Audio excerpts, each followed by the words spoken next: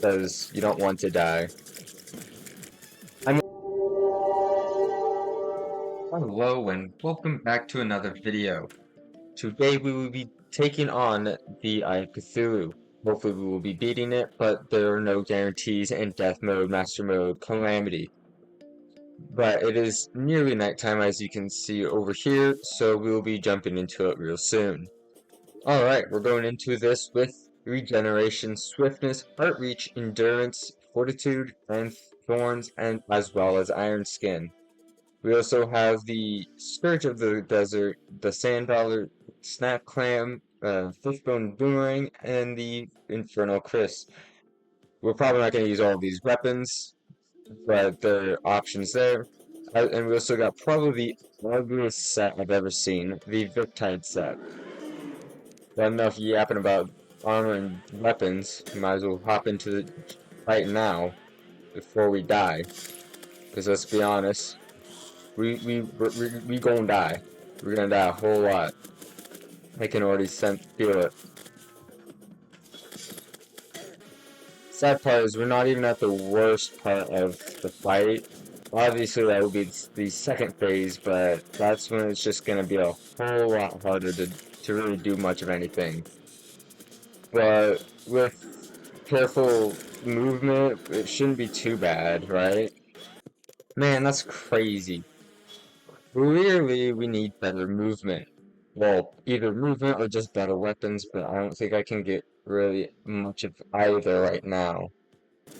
Apart from my lack of health, we're actually doing really okay. That was comedically timed right there. Alright, for this fight I brought along the Inferno Potion, and then researched 2 of my accessories to Menacing. Now, you might be wondering what the other 4 is. 2 of the remaining 4 is on Warding, and then the last 2 is on Silent, which gives plus 8% Stealth Strike regeneration, which is really handy when you're playing as Rogue, as you can imagine. So, myself does regenerate a bit slower, but I do overall a little bit more damage. So I'm hoping the trade-off there is should definitely, whatever, be worth the trade-off. Otherwise, still need better movement, probably. I mean, that's definitely what it seems like. The Alchemist hasn't even came yet, so I can't even check for, like, other, like, calamity buffs that would help. But regardless, we actually are about to beat this, which is crazy. Okay, well, that's crazy. We beat it, but we also died. But we still beat it, so it's still a win. Now the problem is that I have 2 jumping accessories, but I really want the Shield of Cthulhu, so I'll have to do some moving around, or whatever. Alright, well, I decided to replace the white horseshoe and a balloon for the Shield of Cthulhu that is reforged to Warding. Now, what do we do after this is a really good question. One that I just cannot really answer. Alright, so next is Crebulon, which you need 50, I believe it was 50, right? I think it's 50. Yeah, so you need 50 glowing mushrooms, take it to a demon altar, and then you can get the, what is it called again? The you get the Crebulon summon, which summons Crebulon in a glowing mushroom biome, as you could imagine. And I think Terraria would definitely be like one of my favorite, if not my favorite, Calamity boss. Sure, I haven't fully beaten the game, but like, who doesn't like I don't really know what it is, like a crab that was overtaken by mushrooms or something? I don't know, but definitely probably up there in my favorite bosses. And honestly, I had forgot that I already upped an arena for this, which is actually really nice. Because I was kind of dreading making this arena. But anyways, let's see if we need buffs for this, or if we can just kind of, you know, take it out with what we got. And right off rip, we definitely Definitely got kind of stun locked right there for a minute. I mean, we're doing good still. It doesn't seem to have super active contact damage hitboxes or whatever.